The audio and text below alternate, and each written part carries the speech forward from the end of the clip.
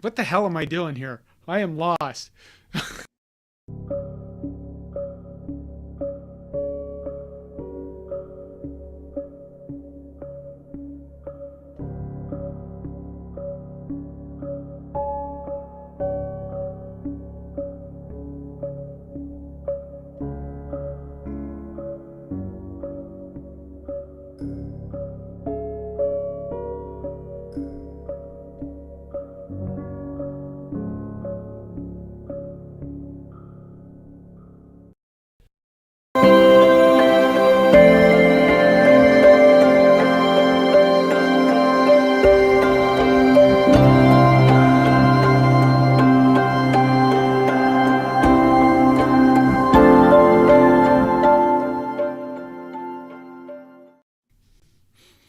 Welcome to Monday Night Therapy. By God, we need it.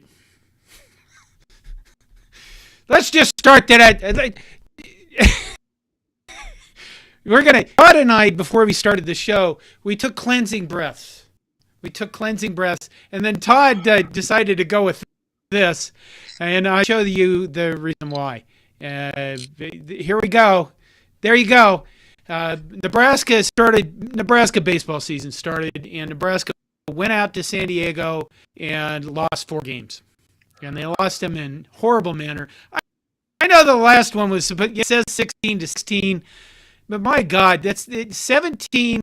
You give up 16 runs on 7 hits when a team makes 3 errors. Oh my God. I listened to the game with Greg Sharp and stuff, and I'm sure that Todd watched it. Anyway, the last game by far was a tie, but it wasn't a tie. It was a loss. The season's over, Todd. Fire everybody. Ugh. I need therapy tonight, John. Do you? I don't know if me and my son, Jim, are going to be able to do it on our own. So I did bring in my friend Bullet, and maybe this will take care of what I endured the last 4 days. You know, I never thought I'd bring props to this podcast. I kind of thought we'd take a more mature approach. But when you get beat 16-16, like we did today, and I went on the record and staked my reputation last week saying that the strength of this baseball team would be our bullpen. My God, what a shitty performance by the Nebraska bullpen. I tell you, I have never seen anything like that. And thank God, Will Bolt's comment to the media after the game was, how hard is it to throw a ball over the plate? If the He didn't really mince words. A ball over a plate, then they don't deserve to be out there. Oh my God! Oh my God! Oh my God! Help me! Okay, help me, John. Well, for people that don't know what happened today, Monday's game, Nebraska went into the final inning. It was a shortened game because they had to get on a flight, so it was a 7-inning game. Nebraska had the lead 16-10 going into the final inning, and they had one of their veterans out pitching, Shea Shanneman, and this is a veteran pitcher. This is a guy that's been around, and he did what? Did he hit 2 guys? He walked a guy, hit a guy. Walked a guy, hit a guy. I mean, and then they bring in Mason Ornelas, who is another veteran pitcher, and they basically gave up 6 runs, and they brought in a freshman to actually get the outs. That's the thing that you kind of looked at. Now, I listen to the baseball team on the radio. I listen to Huskers app on my phone. I like listening to Greg Sharp, and it's Ben McLaughlin, right? I think it is. Yeah, they're two of the best. I like those guys because I don't think Greg Sharp he's not a rah-rah guy. I mean, he was disgusted. He'd said he was disgusted with the final inning, and it was really disappointing because, it ends up on the scoreboard as a tie, but it's a loss. And the baseball team, I don't know, what about the weekend? They just kind of... nobody that follows baseball expected Nebraska to go out to San Diego and sweep a 4-game series from them. They are a Right. very good baseball team. They're an up-and-comer. They've recruited very well. I mean, shoot, they put a bunch of freshmen out on the mound that, for the most part, shut us down until today when, a couple of those young guys couldn't find the plate. So, you know, but the reality is that in the first game, Nebraska had 5 hits. They got off to a slow start. Emmett Olson pitched pretty well in that first game, but then nobody could come out and throw strikes after him. But the offense wasn't there enough to generate enough runs. But in game 2, they had 11 hits. In game 3, they had 10 hits. And today they had 17 hits. 17 flipping hits to 7 for San Diego. And they can't win a stinking ball game with that. It's just embarrassing. Nebraska has, you would have thought Nebraska had the ability to walk out of there with maybe 2 wins. Certainly not going over on that trip. And I tell you what, they're headed down to South Alabama next weekend for 3 games. And if this pitching doesn't get straightened out, they're going to be 0-7 before you even blink. Somebody commented over here, it's time to get a real pitching coach. I'm not going to string Jeff Christie up the flagpole yet. But, you got a hell of a good pitching coach on that staff. You got one of the best pitching coaches that's ever coached college baseball on that staff. Rod Childress is there. Now, perhaps Rod Childress is really happy just being kind of a consultant and riding off into the sunset. I don't know. But if I'm Will Bolt, and if I look at the performance this weekend, and then at some of the performances last year, and some of the decisions that are made about when you put a pitcher in and when you pull them and all of that kind of stuff, what's going on with that? What's going on with that? So, do we not do this every year though? There have been seasons where they've started off better than this. Well, better than this, yes. But you know that every first game, every first series, I literally tweet, fire everybody, fire the pitching coach. There's usually somebody going fire the pitching coach on the first weekend. But this was particularly bad. You don't fire a pitching coach on the first weekend, but something's going to have to turn around with those veteran arms. Something's going to have to happen. It's time, they stepped in and got Bryce Matthews' attention today. First of all, I don't think Bryce Matthews is a leadoff batter, and he struggled with that responsibility last year. They gave him 3 games this year to try to prove himself. Bryce Matthews is much better down the lineup where he can drive in runs. They put him down in the 9th spot. He had a pretty good game today at the plate. I mean, what Nebraska hitter didn't have a good game today? My goodness, 7 of the Nebraska batters had 2 hits in the game. Oh my gosh. Okay, I'm done. I'm done with baseball for today. I'm going to take a deep breath. We got South Alabama next weekend, and we'll regroup. And, the beautiful part about baseball is that until the end of the season, you got another game next week. You got a chance to get it right. And hopefully Coach Bolt can get these guys straightened out. Right, Todd, we're done with baseball. We're only 9 minutes in here. John? Yes? I don't want to... I want to give you I'd have you have an aneurysm. I don't have enough booze to talk about any more baseball. Okay. So what's next? What? Okay, I'll tell you what's next. Hey. Did you see one Iowa's pitcher got D1 baseball pitcher of the week?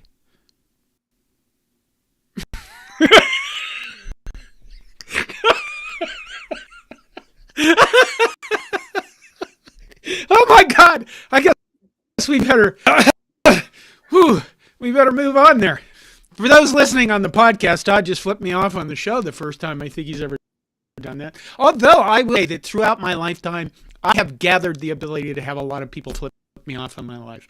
Yes, you have. Uh, I was going to transition here, John. I was going to what do you transition because, of the entire Corn Nation staff, all of us that write and pontificate and do podcasts and express all of that. I'm probably at the bottom of the pile when it comes to being a basketball fan. I don't have anything against basketball. I just, thank you, Fred. I just am not a huge fan of the sport, but I am a Fred Hoiberg fan, and I have been since I watched the kid play in high school.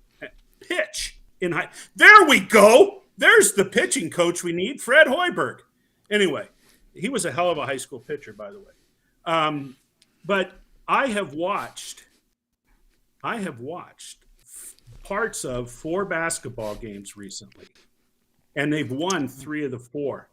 And what an exciting team to watch play. I mean, holy smokes. That win last night against Maryland, that was so fun. And to see the little scrawny guys, I think, did they get rid of Jim Pillen? Is Sam Hoiberg the mayor or the governor of Nebraska now after that performance? And you see, yes. You see, I'm probably going to butcher his name, but Keisei Tominaga. I mean, Keisei. Have you ever seen a kid play a game with greater joy? I mean, yeah. You can't help but love watching this team play right now, and pity the team that has to come in, to Pinnacle Bank Arena and take on the Nebraska men's basketball team right now. If you're a bubble team, you'd be better off pretending you have COVID and avoid the game. Oh, we can't play. We've got 8 players out with COVID. We can't make it work. Manufacture your COVID results so you don't have to come out and play the mighty, mighty Huskers. I mean, I watched. I usually sit and I look at in the first half. I look at the score on my phone because when I watch the games, I get so stressed out. I get headaches, and the thing about the game is against Maryland, especially. I just kept waiting. Okay, we're gonna fall apart. Okay, we're gonna fall apart. Okay, and we don't fall apart. And it's just it's conflicting my brain. Because I'm so used to this. When are we going to collapse? When are we going to not make our free throws? Something's going to bad happen here. They're going to call a foul. Fred Hoiberg will be tossed. All this horrible catastrophizing. I practiced saying that word for 10 minutes today. Catastrophizing. It is a great word. Catastrophizing. Yeah. That's all like this genreification. That's a new word for me. Okay. But I keep looking, for anything to go bad and go wrong, and it just doesn't. And, I think the win against Maryland is particularly, amazing because they, got into foul trouble. Greasel got into foul trouble. Who was it got hurt? Lawrence got hurt early. And he's a guard, one of the point guards that we were expecting to be in the game and does stuff. And they still, Sam Hoiberg had that steal at the end to seal the game.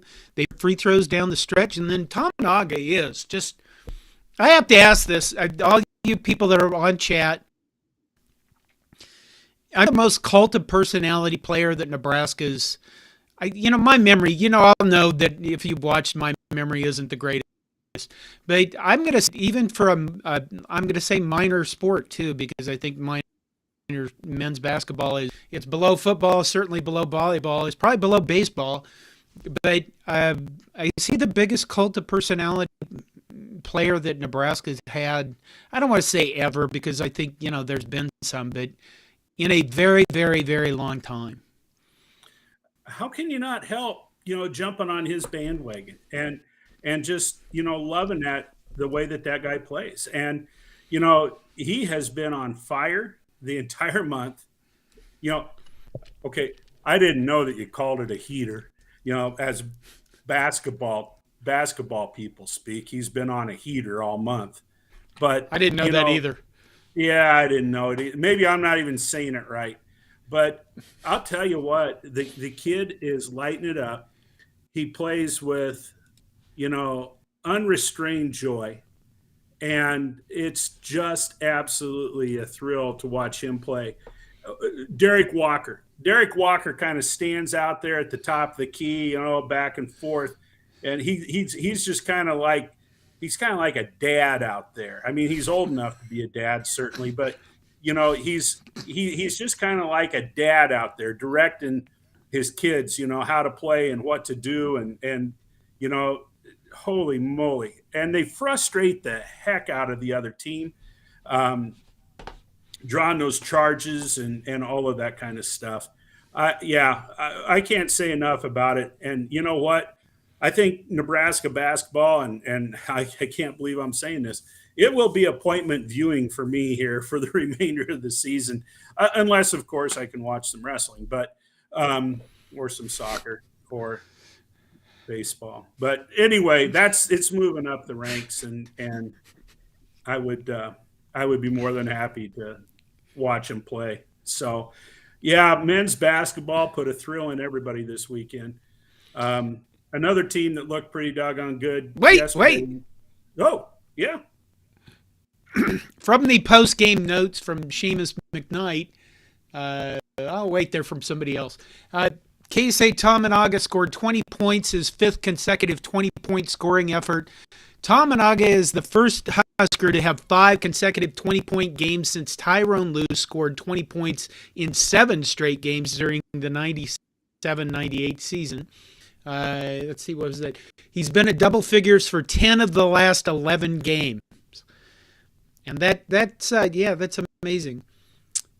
With Walker and Tominaga each topping the 20-point mark, Nebraska had 2 players score 20 points in the same game for the first time since Alonzo Verge, 25 points, and Bryce McGowan's 24. Each had 20-point efforts in a 4-overtime game at NC State on December 1st, 2021. But that took 4 overtimes. So, it's been fun. I mean, it's going to be interesting to see what they do from here on out. And I think I've said this before, they've lost players, and they're shorthanded, and they're still doing pretty well. My God, wait a minute. Linda says, I have not paid attention to Nebraska basketball since Bob Graytop played for Nebraska in 67 through 70. Did you have a thing for Bob, Linda? Is that why you were watching basketball then, or what's the deal? You can turn it on. It's on.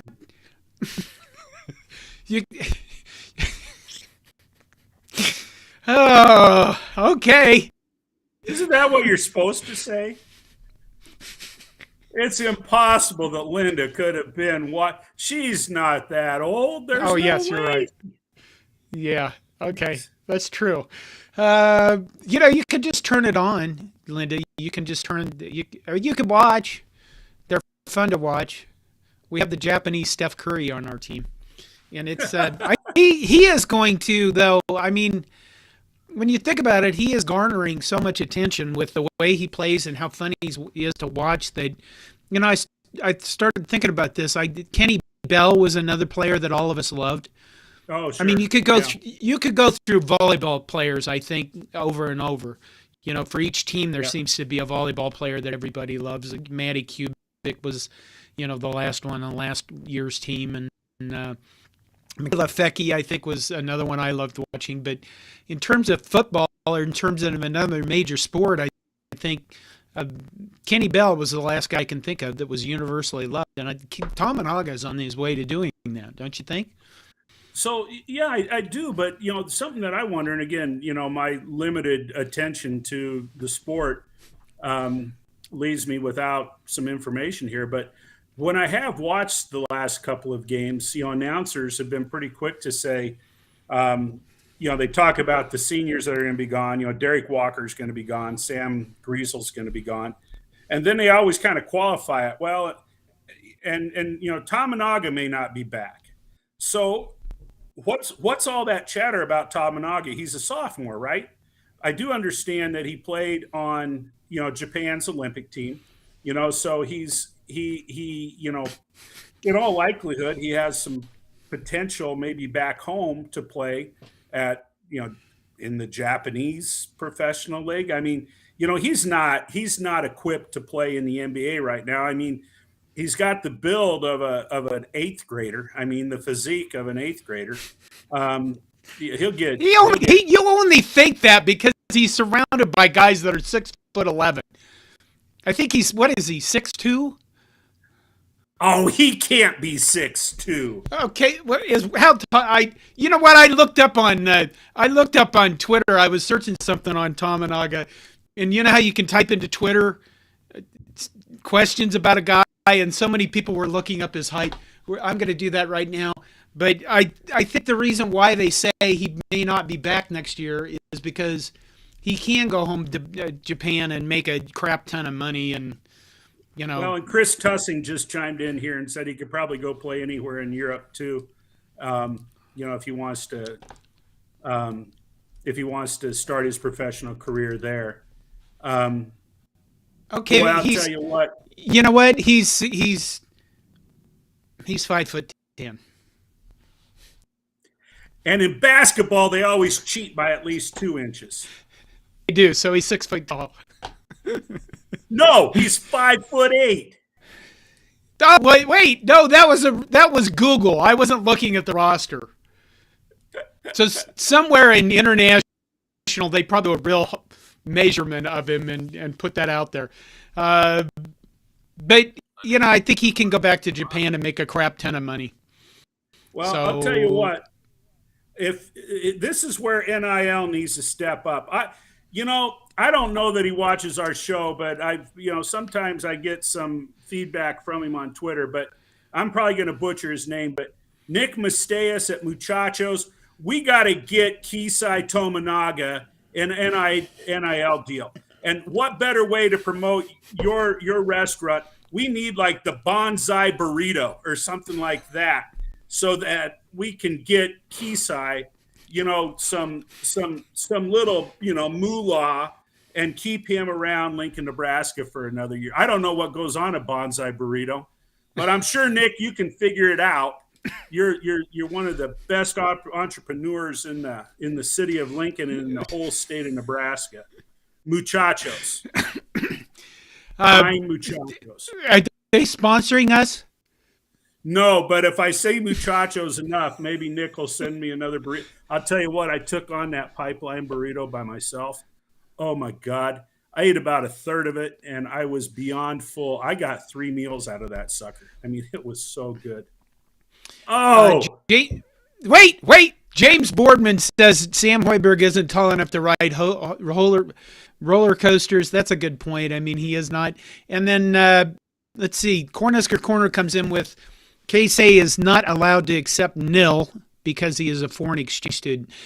That was right. That was true for Nuruddin Newili. And Jazz Shelley, German too. Jazz right. Shelley, I remember that. But then I think Jazz found a way around it a little bit. I don't know. It has something to do with their I don't want to say immigration visas. That's it. Not a work visa. Yeah. Because the government has rules and regulations. Well, then what we need to do is, I don't know what we need to do. We need pay to his parents. We need to send money to his parents. There we go. Because I'm sure that's not illegal.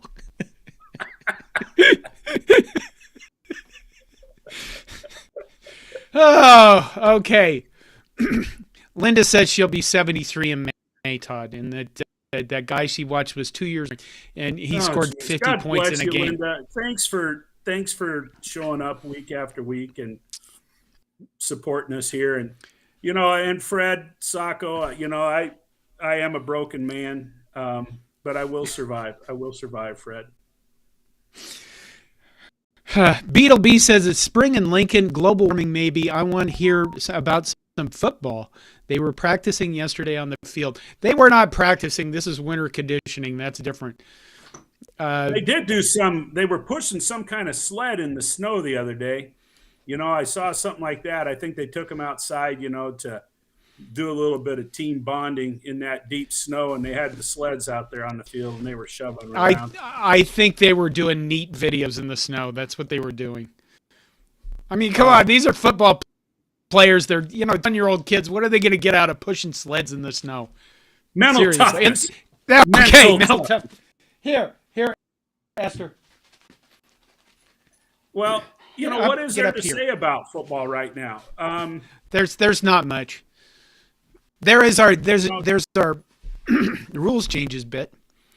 Well, we can come to that in just a few minutes. We got a couple other things that we need to hit on, and we will talk about those rule changes.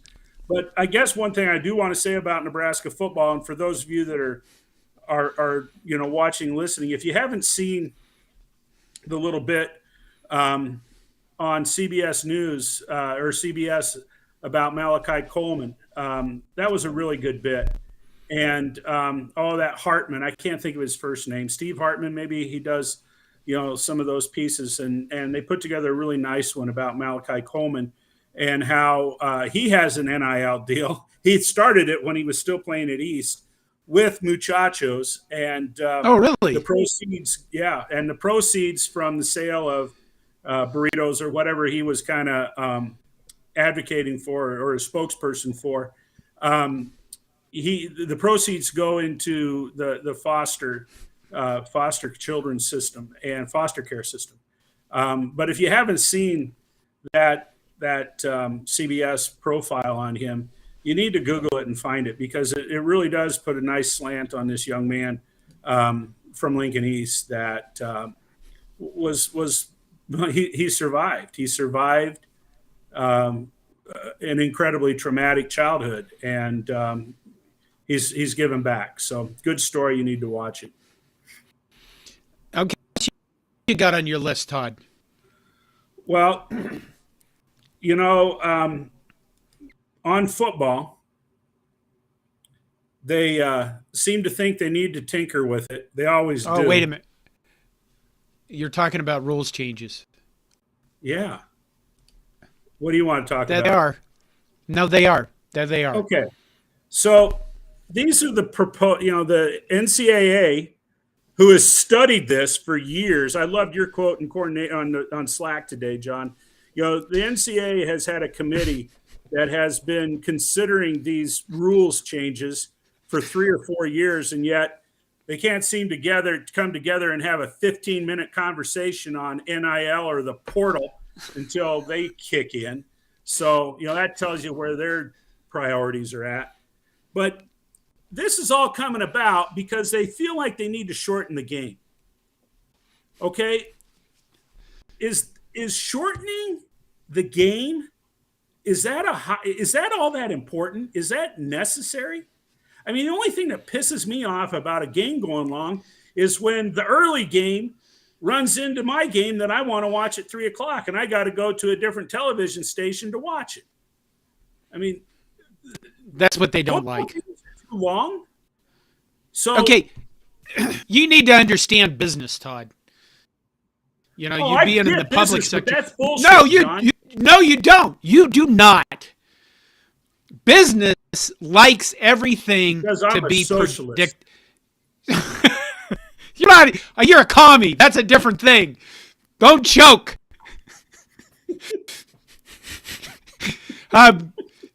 Business likes things to be predictable all the time. So when they put a 3.5 hour time slot for a game or a 3 hour time slot in for a game, they want that game to fit that time slot. They don't want things bouncing around or moving around, because they might have to hire different producers, or they might have to pay some different people to have cameras somewhere, or they might have to, like BTN might have to pay more money for a camera or a channel overflow or something like that. I don't know, but I know that business likes everything predictable.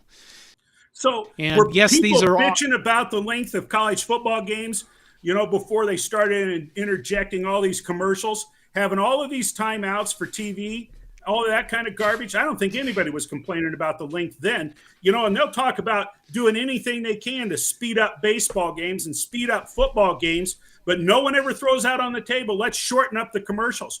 Nobody throws out the idea that the world's most popular sport, they run 45-minute plus halves without commercial interruption. And when they do sometimes throw commercials up there, they split the screen. They have the commercial on one side and they show you what's going on the other side. That's bullshit. We have allowed ourselves to kiss the ass of corporate America long enough. It's time that somebody stands up and says, you know what? We need to do things better. And we need to get the decision-making power back in the hands of the conference commissioners and take it out of the hands of ESPN, Fox, NBC, CBS, QAnon, and everybody else, whoever else is making these decisions. My God. Damn. My baseball team better start winning. Do you want to go through any of these actual rules? Okay. I'll read them off. Mr. Guy that needs to take a breath. Cleansing breath, Todd. Cleansing breath. Remember, yes, there you go. You don't have to. Okay, you do your cleansing breath however you want. Nobody saw that because I covered it up with a graphic. I'm the only one that's able to see you. The 4 proposals under consideration are, number 1, prohibiting consecutive timeouts, i.e. icing kicks. 2, no one-time. You know what? Let's go through these one at a time. I got no problem with number 1. I don't have any problem with number 1 either. I think kicks is just dumb. I realize it's a strategy. One team will take a timeout, then they'll go back out on the field, and the other team doesn't like the formation, so boom, they call it. I mean, yeah, okay, we can do that. I'm good with that. Okay, no on-time at the end of the first quarter or third quarter. You got to wonder how much time that's actually going to save. You know what that sounds like? Probably 2 commercials worth. Probably 2 commercials. That's how they think of it, I'm sure. But what that really sets up is no on-time down at the end of the first quarter or third. Really sets the officials up to make mistakes because it's been that way forever. And now they're just going to change it. What they'll do is they'll just add it into the next quarter. They'll just carry it over to the next quarter. Well, yeah. Okay, number 3 is clock runs after first downs, except inside of 2 minutes and a half, which is basically like the NFL. I was going to say the NFL does that, don't they? Yeah. I guess I've always liked that college didn't do what the NFL did because, I don't know, because they're not professionals. They get 20 hours a week to practice their offenses and, okay, quote 20 hours, bird quotes, or what do you call them? Finger quotes? Bird quotes. Finger quotes, 20 hours a week to study. They're not professionals. I think that, going and having them have a pause or have a strategy where you get a first down, the clock stops. I like that. I don't like the way the NFL does it, or the NFL can do it. They're the NFL. I agree with you, John. I don't like it, but that's one I can live with. I guess that's how I would say it. Number 4, the clock runs on incompletions once the ball is spotted. No. Yeah, it's, what do you want from us? If you want the NFL, go fucking watch the NFL, That's taking a strategy away from the game. That's taking a strategy away. So what that means is when the quarterback's under pressure and he sails it out of bounds, he needs to throw it in like the third deck so they can't get, they got more balls on the field. But. Yeah, they do. They do. This isn't 8th grade football, Todd. Okay. I guess, for them, they spent 3 or 4 years studying this. This was from a Ross Dellinger tweet. And he said, they looked at this for 3 or 4 years through an analysis of 3 or 4 years worth of plays and stuff. And my thought is, you guys did you do any analysis for the portal? Did you do any analysis? Because, now we have the Wild West going on, and it sure as hell, it feels like you're making up everything after everything already happened. And now you want to change this because it affects your money, because your overlords, the TV networks, are coming after you and basically saying, we want you to change this so things can be more predictable for us, because that's us. We want to control everything. That's really what business wants to do. Predictable and control over everything. So, I don't know. I don't think they should make changes on behalf of Well, networks. It's and this is, I know most of the people which here is don't give a probably crap silly. about it, but you know what? The way that soccer is run, international soccer, the way it's run, it's awful doggone predictable when the game's going to be over. The game's over. And they can hit all of their TV times based upon that. So I don't know. I'm just frustrated by the whole thing because, you've two sports. They're so concerned about making them move faster. And the only reason that both of those sports got any longer was because of television. Television commercials extended the length of baseball. Television timeouts have extended the length of a football game. And that's what's caused them to be longer. Now, I won't for a minute say that baseball players haven't exacerbated the problem with, pitchers have to go through this whole mental sequence every time, before they put their foot on the rubber and throw a pitch, and the batters have to go through all kinds of, you got to tug your glove, you tighten it, loosen it, tighten it, you got to go through all this ceremony before you can, get in the batter's box. That takes all day, but you can solve those problems pretty quick. They did. That is something we didn't mention about baseball is they have now got a batter's clock. There were several games in which players were called out. Nebraska, Bryce Matthews got called a third strike because he wasn't ready to bat. There were some complaints about an SEC team, I think I saw. Arkansas, excuse me. Pitchers have to deliver the ball, and they're enforcing that.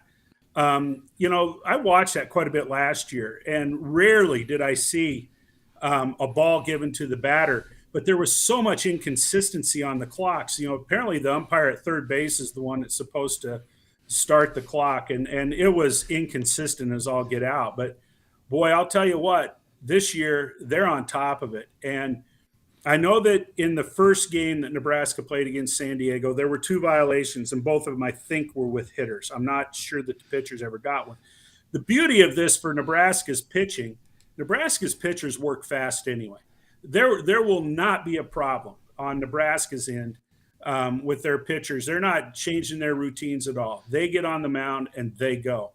But boy, I'll tell you what, that's going to change the routines for a lot of teams because typically, they don't like to rush their pitchers at all. I do like the cup adjustment. Oh my God. I do like the fact that they have the pitchers moving the game along and they're getting the batters in the batter's box. But the other thing, go ahead. Well, with football, it bothers me that when you go out of bounds now, that doesn't stop the clock. Right. Except, right. I don't even know what the rule is. Somehow that one got past me. I don't even know what the rule is. I always thought when you went out of bounds, the clock stopped. That's why I keep thinking, I tell my wife, I've told ADs and coaches that have asked me about going back out there and officiating wrestling because there's such a shortage of referees. I mean, it's really, really bad in some sports. I can't do this until I lose 50 pounds. There's nothing more embarrassing than watching a wrestling referee who pounds down on the mat to try to count points and he can't get up. And that would be that, roll over, help me, get me up off the mat. That would be horrible. But, I've thought about going back and working with some football as well. I really enjoyed officiating football, but hell, I don't know the rules anymore. You could pick up on them really quick. Well, I'm sure I could. You can do it. You can do it, Todd. I got to lose 50, man. 50 so I can do it. Pounds? I have to. Is this a goal? Is this a goal for you? It's Well, no, I'm not going on the record and saying that, it's 50 or bust, but if I'm going to officiate, I'm carrying around a kid in front of me. And, if you watch wrestling, referees during wrestling matches are constantly up and down, up and down, Yeah, up they and are. down. Yeah, And, that's true. I sit on the floor watching television. Thank God I got a couch to pull myself up. I mean, Okay. Oh, Linda loves you so much. She goes with a. Would that be a fallen? I've fallen and I can't get up moment. yeah, Yes, it would be. It would be. It that would most be for certainly Todd. would be. Okay, Yeah. we got excited about baseball, and I did not bring up something I wanted to ask you about. What the hell was the old San Diego's coach getting up every 5 minutes and talking to the umpires? He's a whiner. He's a whiner. What a flippin' little baby. He was determined that he was going to question everything to show everybody how smart he is. Apparently, he's only been at San Diego for 2 years. Guy can Really? coach. Yeah, the guy can. Well, they went through his bio today. I mean, he grew up in San Diego, played high school baseball in San Diego, played at the University of San Diego, went off or San Diego State for Tony Gwynn, went off. I mean, he's Mr. San Diego, but yeah, he's just a whiner. And what he wanted to do. Some of these guys get it in their minds that they're going to try to manipulate the game, and they're going to try to tell the umpires how damn smart they are. And I think that that's what he was doing. I got to think that the Nebraska coach is over in his dugout just saying, shut up, get back in the dugout and just shut your mouth. There was one bit where, come on, who was it? One of our guys didn't get a call on a hit by pitch, and then the San Diego batter stuck his arm out, got hit by pitch. Yeah. I mean, you get the home calls. You always get the home calls, don't you? Yeah, they did. And honestly, and even the San Diego announcer said, I didn't see the difference in either of those calls. I mean, there was no difference. And the Nebraska guy gets, he has to go back and stand in the batter's box, and the San Diego guy got first base. Honestly, I didn't think the umpires were that bad. I thought the umpires actually were pretty good overall this weekend, but but it was those were two bad calls. Other than that, I mean, outside of that, I thought those guys did a pretty good job, really. Justin Rogge, I probably butchered that, says a Life Alert sponsor is coming soon. Maybe you could work on that, Todd. I think I could. My old friend Don, he says 50 pounds is a walk in the park for a wrestler. Well, yeah. Don, it's so much easier to put it on than it is to take it off anymore. I am changing my ways because I really would like to go out there and officiate again. I think it'd be fun. Really? Yeah, I do. I loved officiating wrestling. That was a blast. My wife suggested when my daughter got done playing softball, when she finished her career, my wife suggested that, you make some good money. You really make some good money doing this. But my wife suggested the two of us should partner up and do softball. And I was thinking, that is awesome, because my wife, she could umpire behind home plate all flipping day and never have to bend her knees. She never would. She'd never have to crouch down. Can you imagine how easy that would be? Normally for guys like me, you're constantly squatting and standing. That's kind of hard on the old knees and the hammies. But my wife, being 5'0" on a good day, she literally could stand behind the catcher without ever bending her knees, and she could just stand back there, rack 1, 2. She could call it all day. And all I have to do is call the bases and know the rules. She calls balls and strikes. When are you going to do this? Well, we got to have summer is just around the corner. Yeah, it is. According to somebody earlier, they have global warming going on in Nebraska. Minnesota, where I live, is about to be hit by like 40 inches of snow or some damn thing. Okay, we still have things on our list, Todd. Go back to focus on the list, Todd. Focus on the list. The list. The focus Women's on the basketball. list. Women's basketball. I don't even know who they played, but they got beat. But they lost to Minnesota. They lost to Minnesota. Yeah, They lost. They lost. Bad loss. That's a terrible loss. They threw that away. Softball this weekend, they played in the toughest softball tournament in the country. They were down in Clearwater.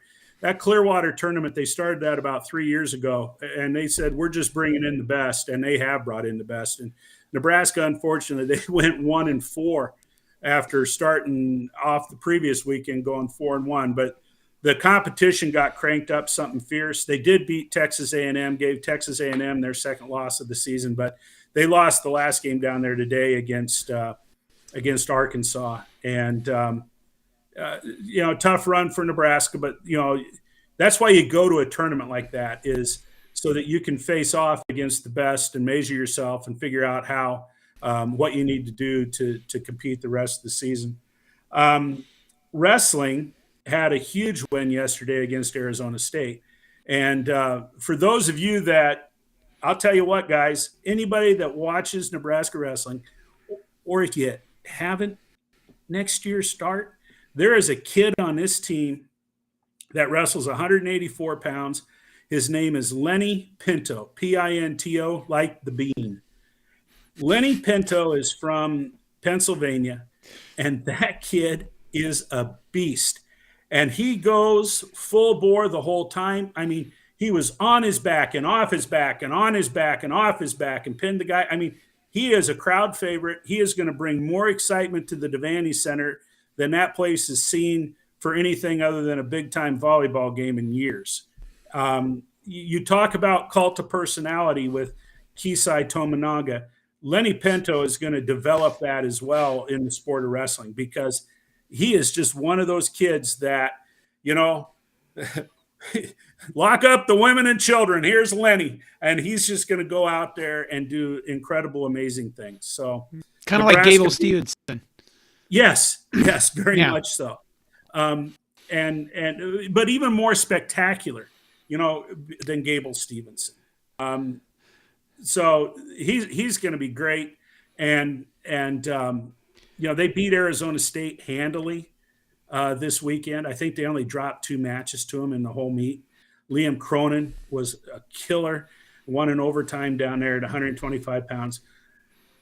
Big Ten tournament in 2 weeks, toughest tournament in the country. Then the NCAA tournament comes after that, second toughest tournament in the country. And hopefully Nebraska, Coach Manning has the boys fresh. Hopefully they can go out there and make some noise. And, I don't know. I don't know where they're going to place. They're good enough. They're good enough to get third in the Big Ten. They're good enough to get third in the Big Ten. And they're good enough to bring a trophy home from the NCAA tournament. Trophies go to the top 4. Now, there's a lot of luck involved at the NCAA tournament as well. So things have to just fall right. But, yeah, exciting for wrestling. We're at 48 minutes, Todd. We still have 12 minutes to go. I drove out to Benkelman. Benkelman? I drove out to Benkelman in a snowstorm. And when we got there, it snowed even more. And then the next day I had to turn around and drive back to Omaha in a snowstorm. So I drove in a snowstorm both ways. Benkelman. Yeah. I was out in your neck of the woods, John. Saw a turn. We played them. We played Benkelman in football. I'm trying to think about what happened. Then? Yeah, they were Benkelman. I was trying to think of what happened to us in that game. It was such a long trip to Benkelman. I mean, it was, you get on a bus and you ride for a long time, and then you have to get off the bus and play good football. And I want to say a kid. No, that wasn't that game. I don't know. I can't remember Benkelman. I think bad things to us in Benkelman. I know that this is way off track, but I do want to put in a plug here. That school district out there is called Dundee County Stratton Schools. And one of the things, and you talk about rural Nebraska, rural schools anywhere, and it's really, really tough right now for rural schools. Teacher shortages, all of that kind of, it's hard. But I'll tell you what, I just about lost it when we were talking with board members, and I was informed they have two separate foundations out there that when any young man or young woman graduates from Dundee County Stratton schools, all they have to do is sign paperwork. And these two foundations will provide between the two of them a total of $6,700 of scholarship money for 4 years, regardless Wow. regardless of what college they go to. Whether they go to the University of Nebraska, whether they go to Notre Dame, or whether they go to Northeast Community College, whatever it is.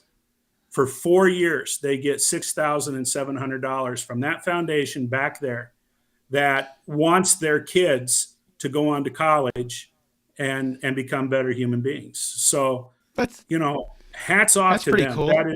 That is really, really cool. I've been in districts where they give a lot of scholarship money, but nothing that wasn't competitive or nothing that was guaranteed like this. Really cool. Teddy from Texas says 18 inches coming to Minneapolis. That's what she said. Yeah, my neighbors I'm are not going to literally- Minneapolis.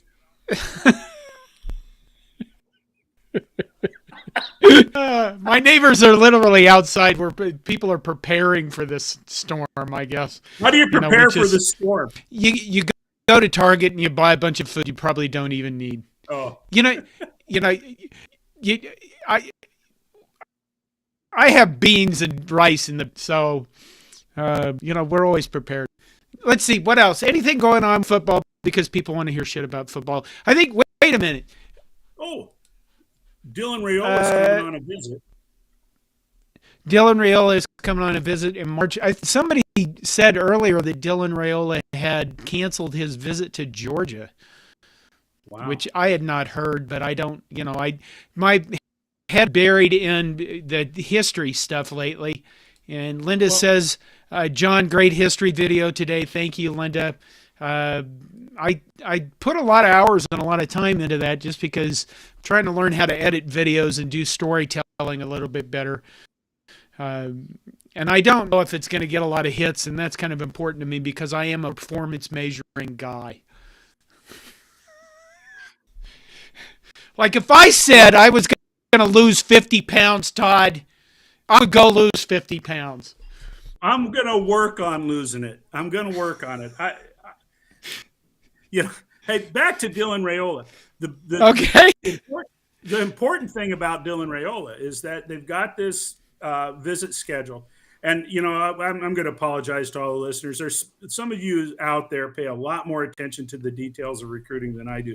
But, if you can get the number one guy to commit, all of a sudden there's, some dominoes that start falling because there's this little clique of these high-powered players. And there are players that will want to go to the same school where the number one quarterback is going to end up.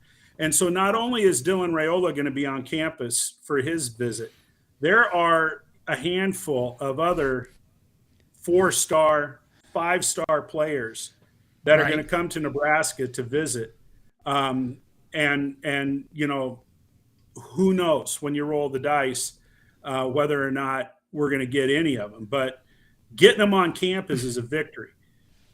Now, speaking of Nebraska football, here's something I'm going to throw an intellectually challenging question to you, John. Okay. Dylan Raiola is the prize.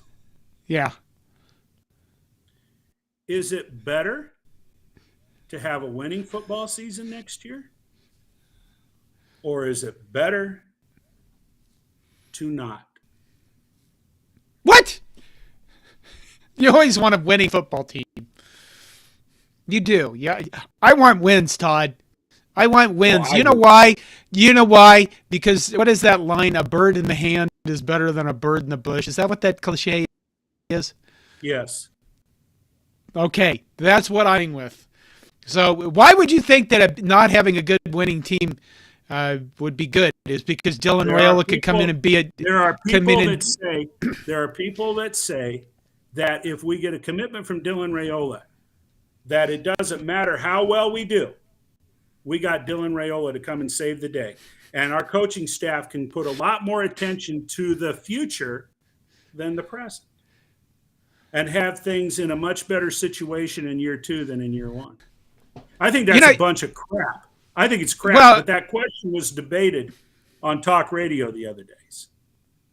Those guys have to come up with subjects every day, so they do have to come up with stupid stuff. And that one's just one that people are overthinking everything. Wait a minute. Beetle B says 2 birds. Better 2 birds in the... I don't remember some of these cliches. You remember the guy with the broken thing? 2 in the bush or something like that. Okay, there you go. A bird in the hand is worth 2 birds in the bush. What? I could come up with a bunch of other... I could come up with what? James Boardman. Look at what James said. Do I need to look for a new job? What am I supposed to be looking for? James Boardman's quote at Corn Nation. The cancellation was reported by On3. Oh, the cancellation was, but those guys are on top of everything. Oh. I have my own sources. I'll go look those up after we're done here. I didn't look for this ahead of time. But, the thing with Dylan Raiola, things in flux. I mean, I talked to an old friend of mine today for lunch, and it was nice. And the fact that Dylan Raiola could always commit and then decommit, and he'd still, just the fact that he's visiting and that he would ever even commit for a short while would be worth the time, because he would bring in other players that would see Nebraska for the first time and say, hey, maybe I want to stay here, and maybe I want to play football for our beloved Huskers. I'll tell you what, the fact that we're in the running for Dylan Raiola, that speaks highly of Coach Rule. It speaks highly of the organization that we have right now.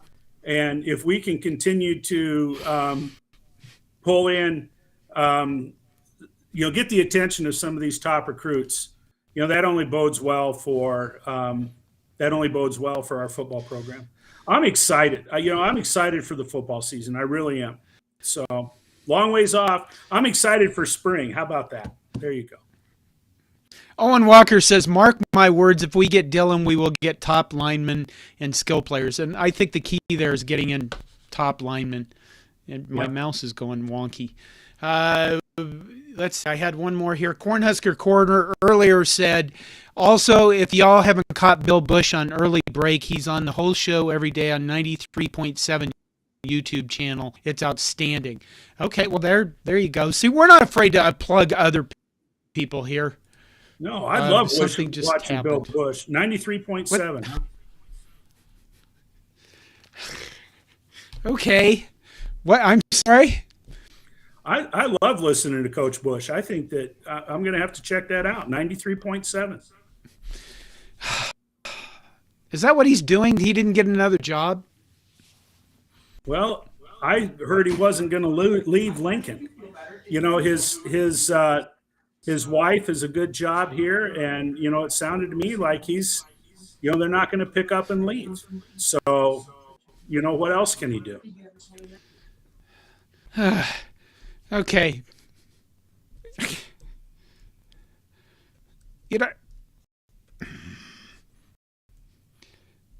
Oh, for God's sake.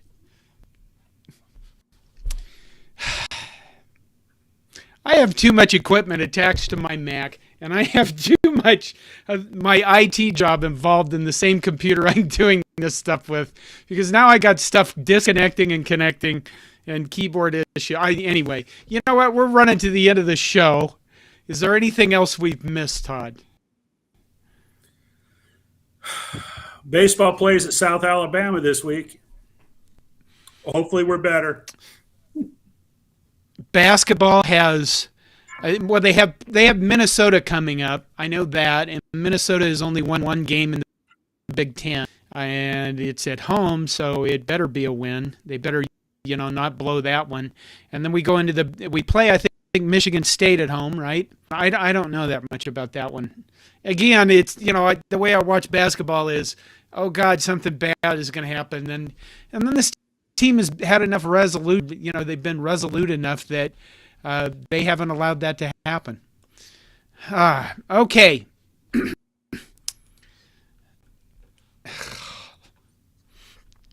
I break something every show now, don't I? Let's see. Owen Walker says Bill Bush is amazing, and the early break does a live show on YouTube every morning.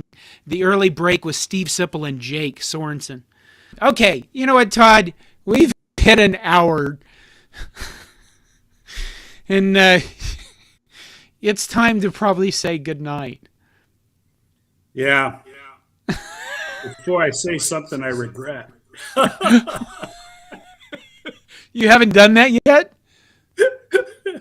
I stand by my comments. Well, hopefully next week will be a better week for Nebraska baseball, and they'll figure some stuff out before we face South Alabama. And we're not too far away from playing in Minnesota, actually. Yep. Okay. Is that it for tonight, Todd? I think that's it. Okay. Good night, Todd. Good night, John.